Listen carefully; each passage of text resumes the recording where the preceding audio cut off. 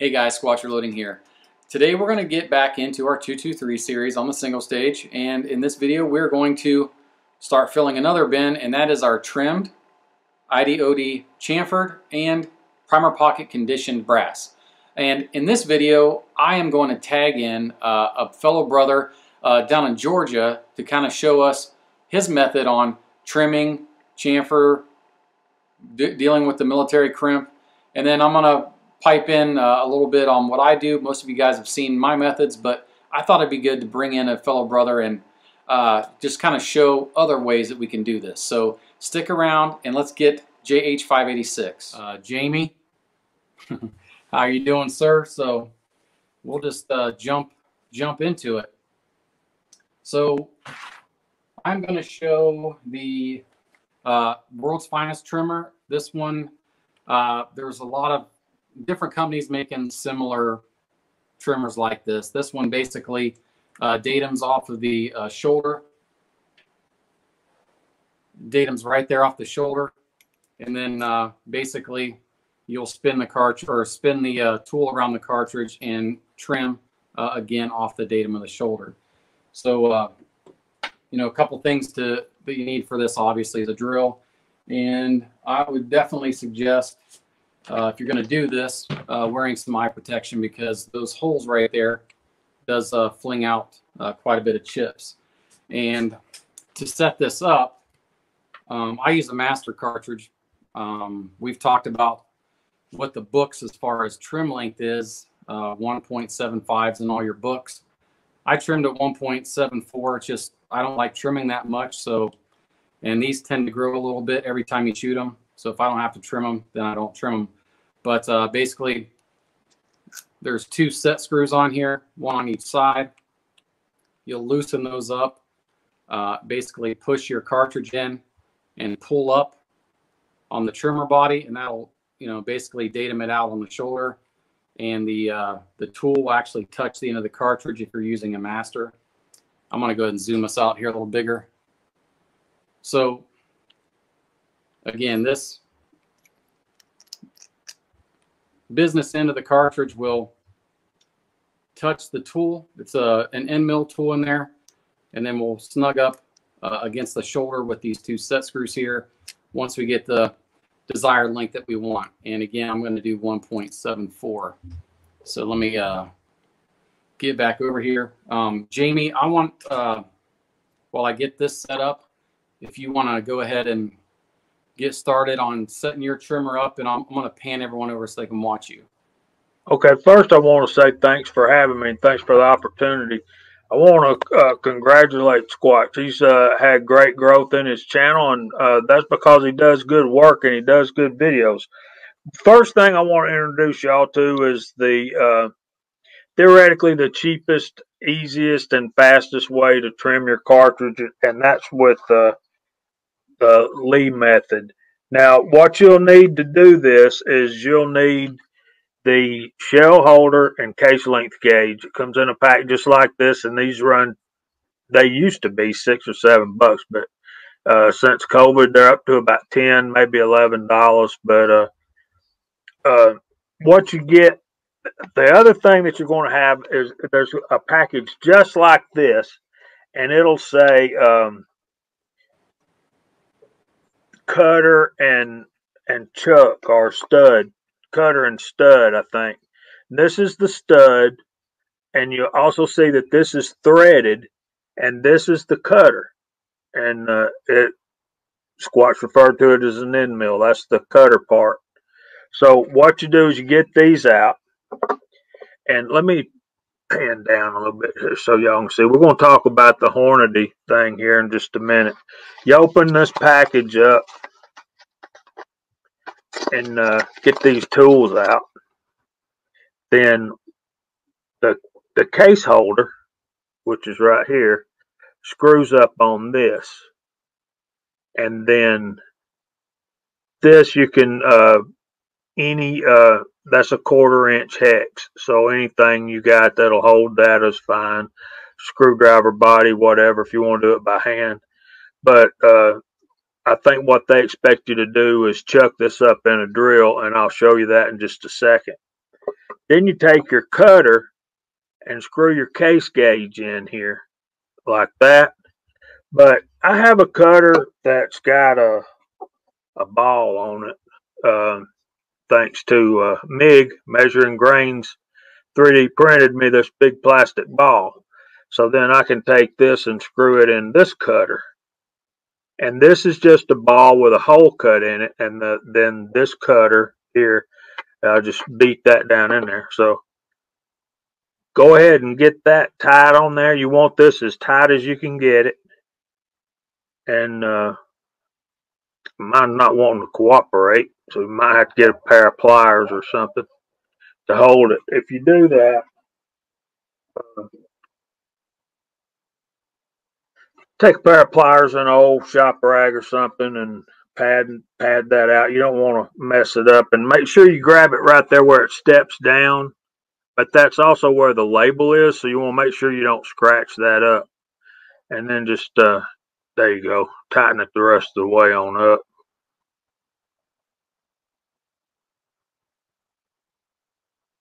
It's going to get tight.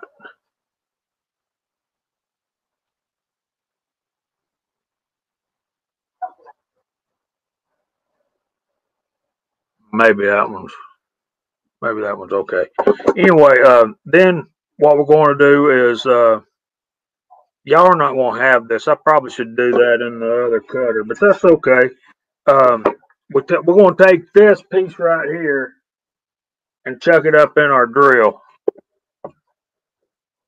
Just put it in there, tighten that up. Then you take your cases. I just happen to have these, and you want to loosen that up a little bit. Slide that in there. Now, one thing you got to be aware of here, you got to put some pressure on that and make sure that stays in that nook of that cutter. Get that good and tight, and then you stick this in here. Just cut it. That didn't trim anything, so that one's probably short enough. And not all your cases are going to need trimming, but I agree with Squatch. The 1.740 is generally my target, and reason being, I'm like him. 223 grows so much every single time you shoot them. Yeah, you probably need to trim them a little shorter. And what we're trying to do is make sure we don't get past 1.760, which is the maximum length. Okay, now it tightened up in that one a lot more better.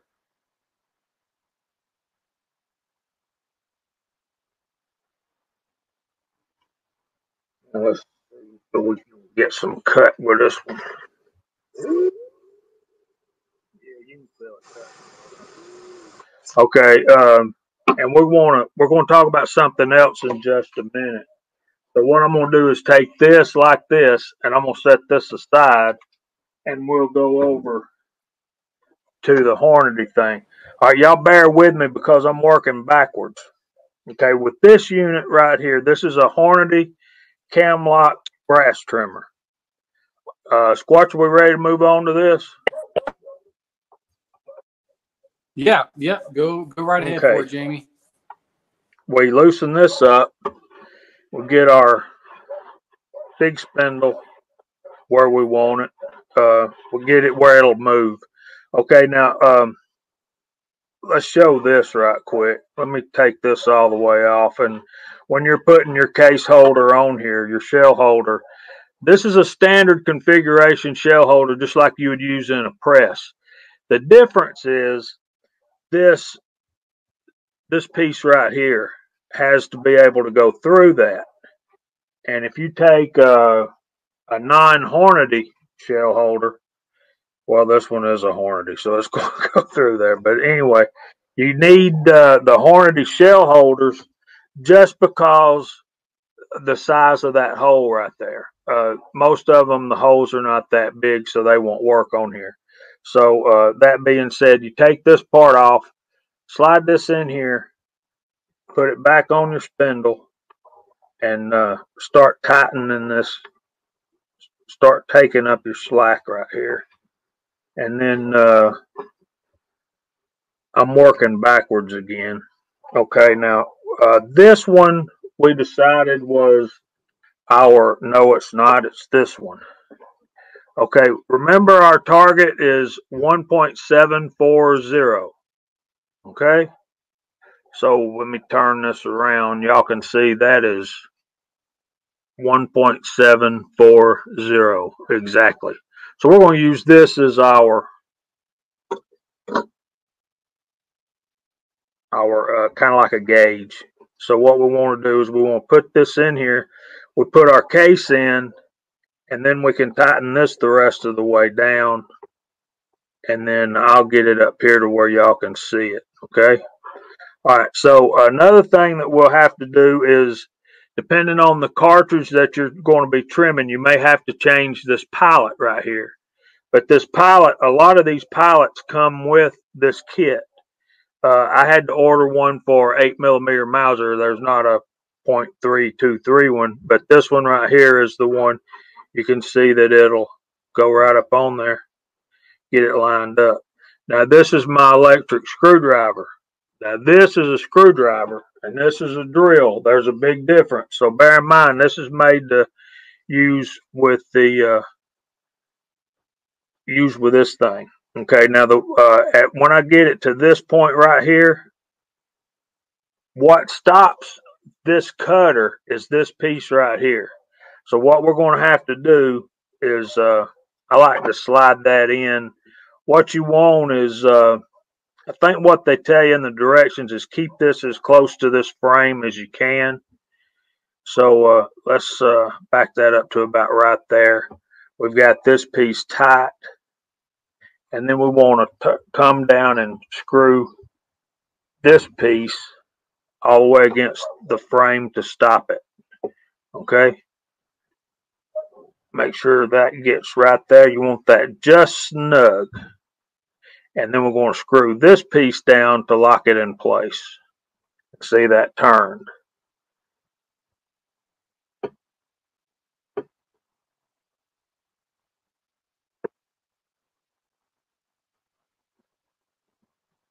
There we go. This can be aggravating to set up.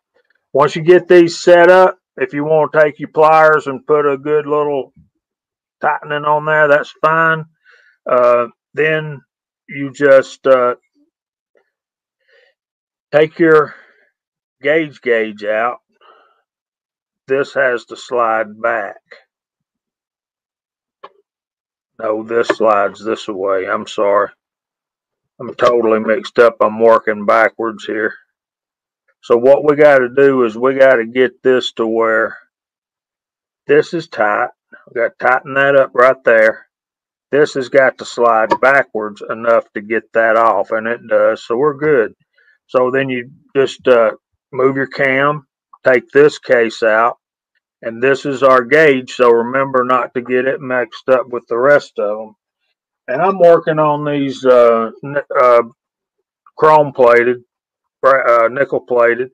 So you put your next one in there, and once you get it in there, then you move the pilot into, and then tighten this down. I'm going the wrong way. Like I said, we're backwards. So get that all the way in there, then tighten that, and then you can just hit your little button driver and cut it. There we go. Then pull this out. Loosen that. This one's been trimmed. Let's take a look and see where we're at here.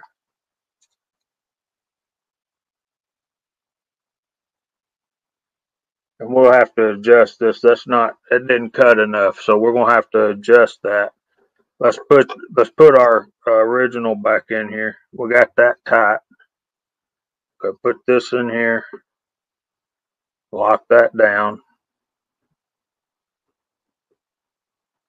The problem here is I moved all that stuff. So we're going to have to back this out just a little bit. See how much that took up? Did y'all see that? All right. Get that snug right there. Tighten this up. All right. Now we need to slide this out. Take our gauge back out. Maybe that's a good thing that happened, so we can go over this again and not feel like we're rushing through it. It helps if you turn this the right direction.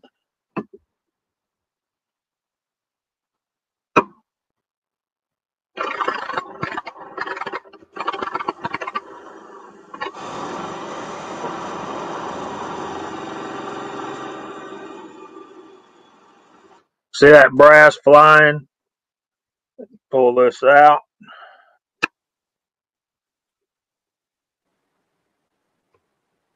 Which way is loosened? There we go. All right. There we go. And then we'll take it and hit it with this. We'll camphor that. Turn this over. Deburr the outside. I generally do the outside first. And then we just chunk this into our done. So we got a long way to go there. So what do you think, Squatch? I like it. I like it. Yeah, so as everyone can see, I mean, there's a bunch of different ways you can trim these down. The lathe, and that's specific Hornady shell holders. I mean, there's a lot of different lathe options you can get. Even with these style cutters, you can get. I just heard that there's one called the world's cheapest trimmer. Is that right, Jamie? Yes. I thought I heard that, which is kind of cool because, this one is a world's finest trimmer, and this one's from Little Crow Gunworks. They're pretty pricey. I think this one is maybe, I want to say $70, something like that. And the world's cheapest trimmer is pretty similar, and they're about $20. So that's a huge difference. And the other thing this as well is just for 223, which is kind of, if you're just doing 223, this might be what you'd want. But like you were mentioning, Jimmy, you're doing 8mm Mauser, you're doing 30-30. I mean, how many calibers are you trimming on that one? All of them. Yeah, I know. You got quite a few rifles. And you see, one thing you need to bear in mind, what you're talking about there is a very nice and efficient unit. It does what it does very well. Yeah. And these can be a little cantankerous to get set up, like you saw me messing with it. But one thing to bear in mind, a lot of our pilots and shell holders interchange. So with shell holder number 1 from Hornady, we can use this to hold the case of 300 Blackout, 223, 350 Legend, all those cases with that similar parent case. We can use this shell holder. Then our pilots, everything of 223 diameter, we can use this pilot. But when you get into the pilots, where they shine is on cases like 38 Special, 357 Magnum. Generally, we don't trim pistol brass, but I can use the 3581 or the 357, whichever. I can use it on 350 Legend and my 35 Remington, and I just have to change this out. Yeah. Change the shell holder out. So, it's a much more flexible, and these will run you this. Let me turn this back down. The lathe style setup right here. It comes with, I think it's 6 or 8 of these pilots, and your shell holders. If you're a Hornady guy, you already got these. Mm-hmm. So if not, you need to buy the the shell holder. But these are, I think I paid $75 for this unit, and it came with several pilots. And of course, I ordered a bunch of shell holders. But if you're into precision shooting, when you're using your press, you can set one of these aside to do all of it, right? Because what we're going for in precision shooting is more of consistency than this, Yeah. that, and the other. We just want to make sure everything's the same every time, and using the same shell holder every time is definitely an advantage in that. It'll help you get stuff more concentric more. The other thing on that lay setup, Jamie, doesn't it date them right off the end of the case to the end? Yes. The way it locks up in that shoulder. And that's a big difference too. You're getting that's a good point. You need to have already done your case sizing operation, however that looks for you. Like some people in precision shooting, they don't want to touch the body. They want to bump that shoulder back, and then they have another die that they're going to get their neck tension and all that mess. So do all that first, then trim it, then camphor and deburr it. Did you want to talk about something else? Yeah, I was gonna. I think you hit on a lot of great points, and I think 223 is a great intro to rifle cartridge, but it's also one of the most cumbersome because we're going to talk about primer pockets here in a little bit, and that's kind of the difference when you're with 223, 556, 308. If you're in the 7.62 mil spec stuff, you're going to deal with primer pockets more so than you would normally with rifle because we're going to deal with crimps. What's that? I'm sorry. Before we deal with crimp, let me remember I told you I was going to set my drill aside because we're going to come back to something here in a minute. Camphor and deburring. This particular Hornady tool I have right here, y'all thinking I'm working for Hornady and Shooter's World Powder, don't you? But see, I can put the camphor and deburr in one of these and then flip it over. But like I said, when I do the Lee thing, which is this thing, and get the drill back over here. I've already got this case locked up in here, and I've already trimmed it, right? And so this is dead consistent every single time. Unless you don't put that case down in there and I think it's wobbling on you. So anyway, it's right. So while we got it in the drill, let's go ahead and let's camphor it first, deburr it, and now bang, we've got it sized, camphored, and deburred, and we've only put it in the drill one time. Yeah. Whereas this Camlock thing is great for sitting here, and we're going to just trim 500 pieces of brass, 1,000 pieces of brass. It's great for that. But if you got 100 or 50, or you wanting to do a hunting load or whatever, this will do a small amount very efficiently, and you get it trimmed, camphor, deburred, all in one lock up in the drill, and then we put the next one in there and do the same thing.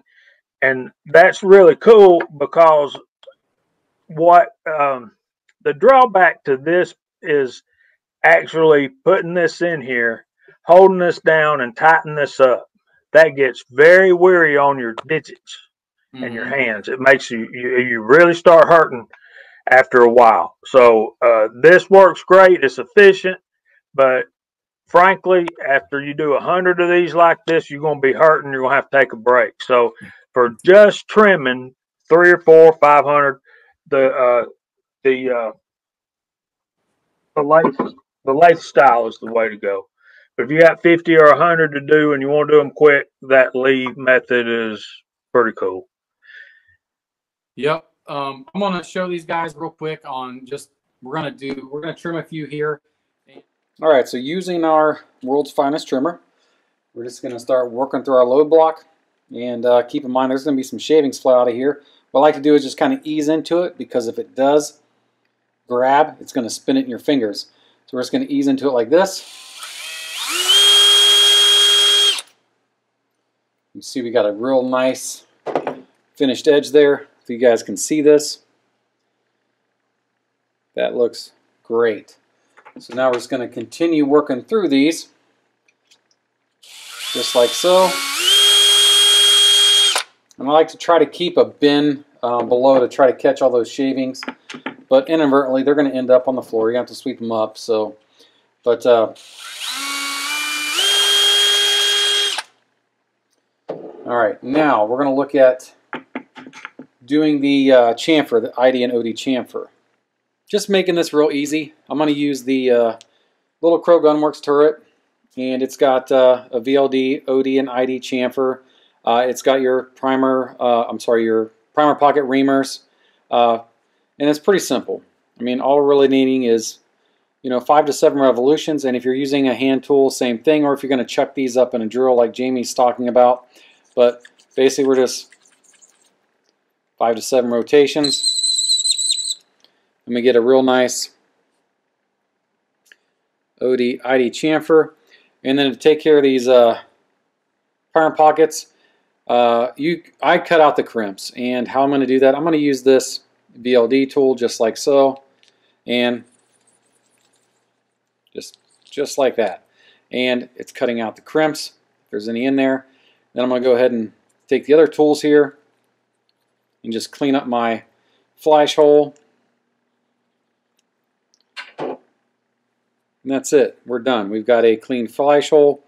We've got, if there was any mill crimps in there, those are now gone, and these are ready to put primers in and load. Okay, let's pretend that I've already went through all of these, and we've already sized them. Of course, they already been sized, trimmed, chamfered, and deburred. So at that point, I'll take this tool right here, and I can sit here and I can go like this and just knock that out. And like if I want to sit and watch TV with the wife, I'll take a basket of these in there and just sit there and twirl it. If I want them done and I want them done now, I'll take this tool out of this. And all these threads are pretty standard from different manufacturers, so bear that in mind. You can use this in just about anything you want. But what I like to do is take my drill and get this lee out of here. If I can remember which way I'm supposed to turn it. So I'm trying to do everything where y'all can see it, and I'm backwards. But so I'll just take this, and if you're going to do this, do not put these. Don't let these clamps get on these threads. Get up there a little bit on that shoulder. Can you see that? Get up there on your shoulder. Don't let me show y'all that. That might be worth somebody. And don't mess up your calipers. See, when you're doing your threads right here, don't clamp it right there on those threads. Get that up there on that collar. Tighten it up, and then now we can just go to town.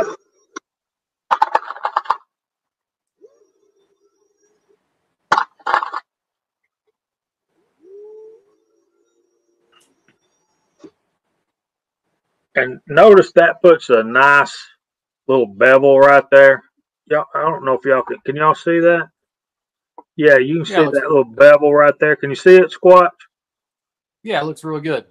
Yeah, I really like that. And this is a lineman tool, so they're pretty easily had.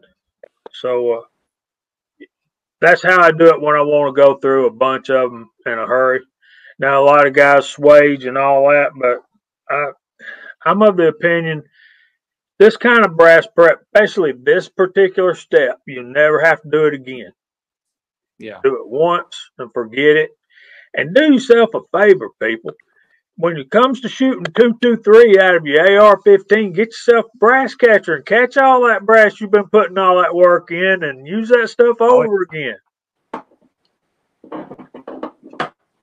I think that pretty much wraps up trimming and chamfer and dealing with primer pockets. But where can these guys find you at, Jamie? Okay, my YouTube channel is JH586, but lately I've been slow producing content, and I got to get back on the ball. I think we do a Friday night live stream, the Georgia Shooting Connection, on the Georgia Shooting Connection channel, Friday nights at 8 o'clock. Most of y'all that are familiar with the YouTube Reloader group, you know, y'all know about that. But Squatch is really helping to grow the community with so many subscribers that he's pulled in from all the different social media platforms that he's using. My hat's off to you, brother. Way to work. Good stuff. So any of you guys that are kind of new to reloading and you want to come on there Friday nights, it's on the Georgia Shooting Connection channel, Friday nights at 8 o'clock. Bring your questions with you. We have Squatches on the panel whenever he wants to be, whenever he can cut loose and join us. He knows he has an open invitation. We have Chico Wise, Kyle Lusk, but the real attraction to the Georgia Shooting Connection, I think, are the people that watch it and the people in the side chat, the viewers. Yep. Any kind of question you got, and that's the reason we do what we do, is for the people who watch. But any question you may have about reloading or anything else, they all have an opinion. They're all willing to share. And yeah, come on over and check us out and bring your questions, and we'll do the best we can to answer them. Yep. I'll say one more thing, and then I got to go. I think the best thing that you can do if you're thinking about reloading is start buying reloading manuals and read those early chapters in those books. All right, guys. I hope you enjoyed this video. It was awesome bringing Jamie in on the channel. And again, I'm going to drop links to his channel and Georgia Shooting Connection Friday night live stream. Both those will be in the comments below. But in our next video, we're going to get to, basically, we're going to work on powder charges, seating the bullet, and so on. But if you like what you see, please hit that subscribe button. And until next time, guys, God bless.